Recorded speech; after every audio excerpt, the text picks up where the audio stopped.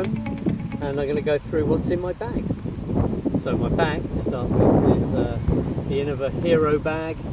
I think one of the really important things when you're carrying quite a few discs around is to have a bag that spreads the weight. So you either need a bag with straps, or obviously the backpack is even better. So I really like this. I switched over about a year ago, getting on great with this. Lots of pockets. In fact, we'll look at some of these pockets. Got some snacks.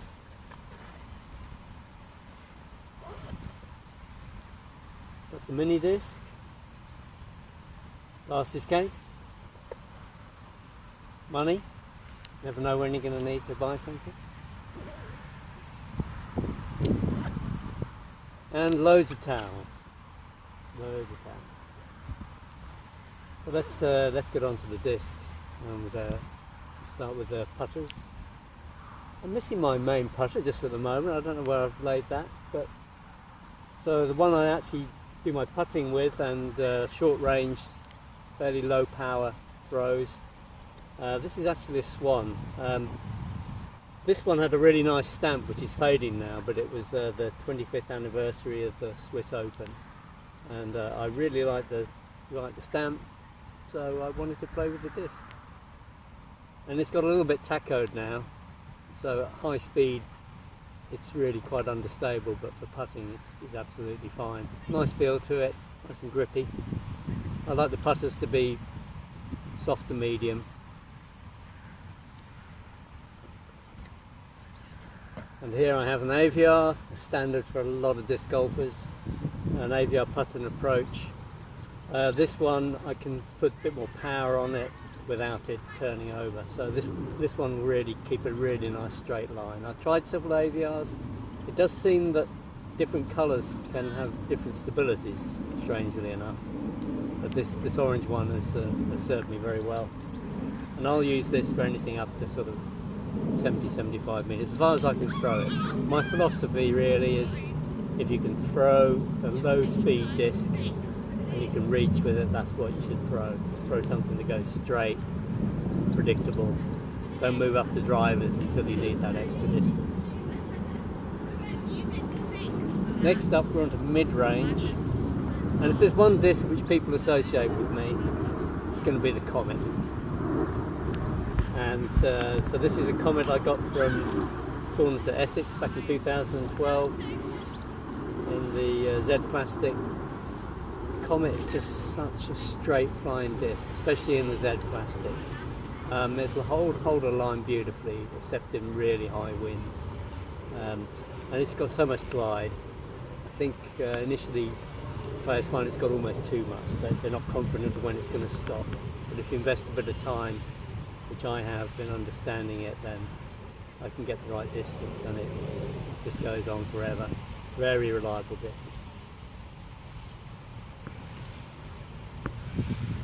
The same way that most people have an Aviar, it seems. Anybody that throws in will probably have a rock in their bag, and I have one too. This one, there's no stamp, it's not the stamp. This actually dates back to 2000. I went to the World Championships in Michigan, and actually this is quite beat up, and it flies not too dissimilar to the Comet, so in a way this is my backup to the Comet, maybe just a little bit more stable. Generally the rocks are more stable, they've got a reliable fade on them. This one I wouldn't totally trust into the wind, but I'm happy with this disc. Next up, still in the mid-ranges, we have a Stratus, and again you might see this is very well worn. I've had this for a number of years. I can't even remember how many years. Don't use it too often, but the thing about this disc, the Stratus is an understable mid-range, and this one being beat up is very definitely understable. And I can do a beautifully controlled right hand turn. So on this course, sometimes use it on hole 12, which if you're not familiar, it's kind of straight for about 70 metres, and then you need to go around to the right a little bit, and I can either either throw a forehand or I can take the backhand and throw this. Beautiful disc. Also can use this for rollers sometimes. Get a reliable turnover, for a turnover roller. Very good for that. So now we're on to the fairway drivers, and another disc which is people will associate with me, or me with it, is the TL. The thing about drivers is most of them have got quite a bit of fade at the end of flight, so they'll go straight, but then as soon as they slow down they're fading off to the side. My philosophy really is always to try and throw as straight as I can, predictably as I can, and this disc fits the bill for me.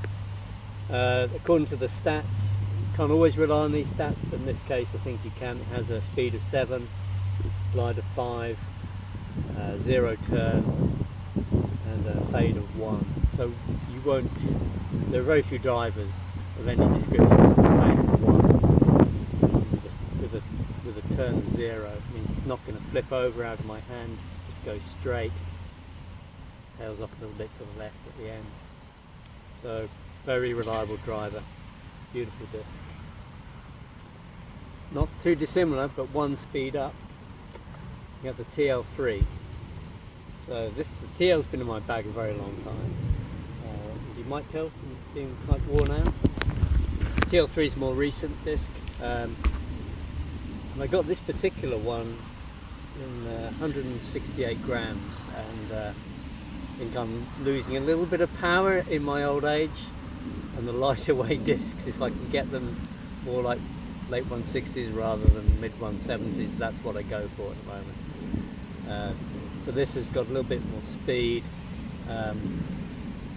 glides nicely, pretty much the same characteristics as the TL.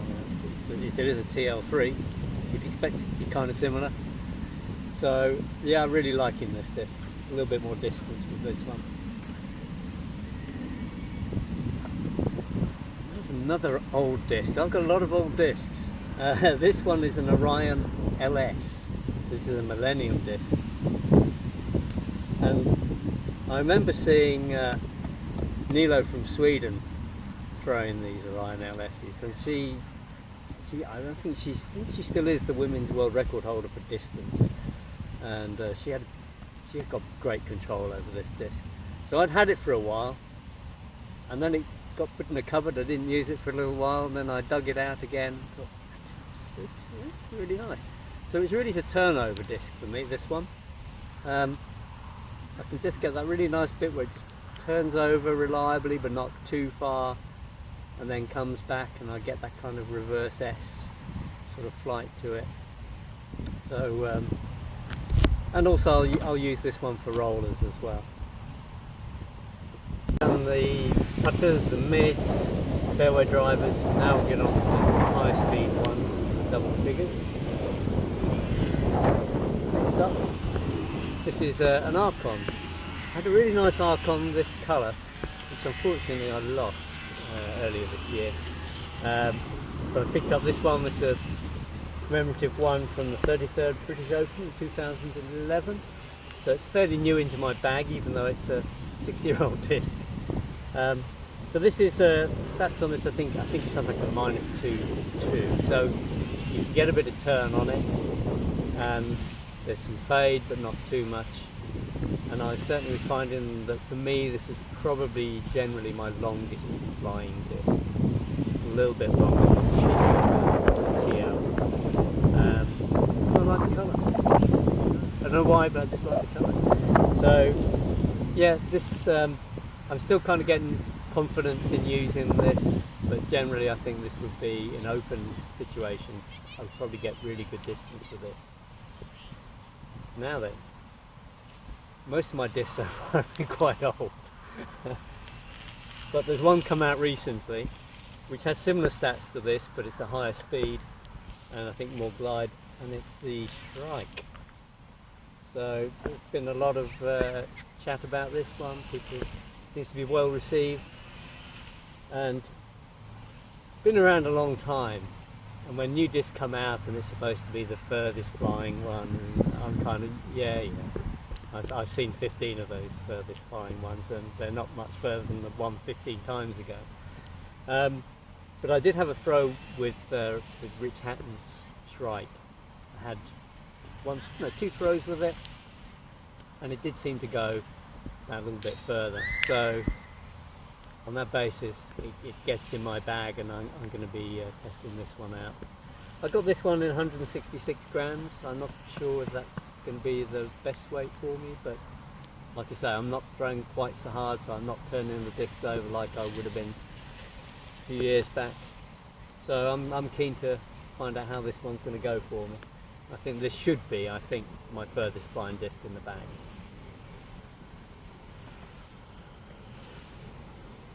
Next up we have a destroyer,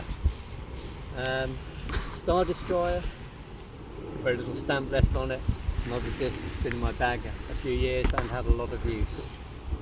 So the destroyers it's an overstable disc, pretty good into the wind, reliable fade on it. This one's getting fairly beat up, so it's not quite as strong a fade as some of the new style destroyers. But yeah, I do use this quite a lot. I do use this. It's a good. I know my way around this disc. I know what it's going to do. I know it's going to fade for me. I can put a little bit of anhyzer on. It's still going to come back. So I like that. Getting near the end now. 2 more discs.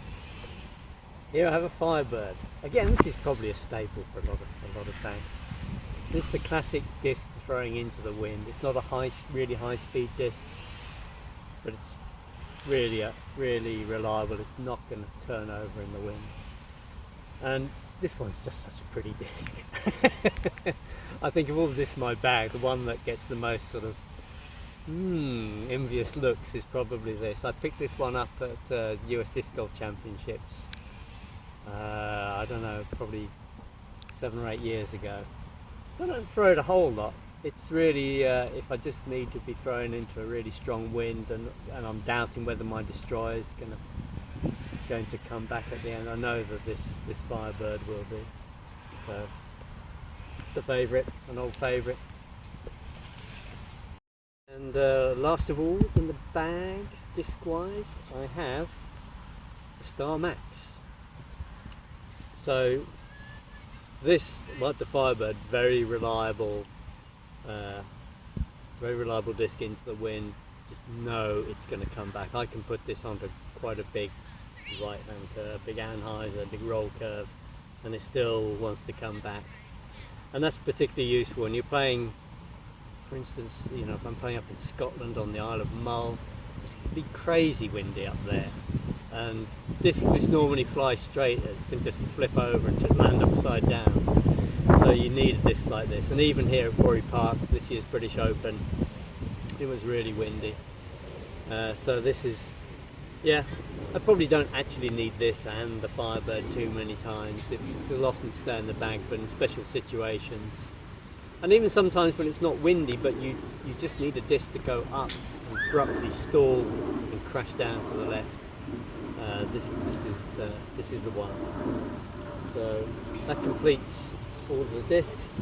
The only other thing I got in my bag in here is more towels. I've got the little chamois, a little bit grubby there.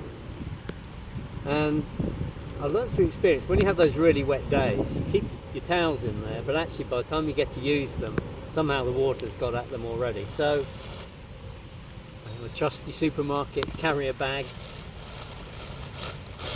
with more towels in it. So that's it.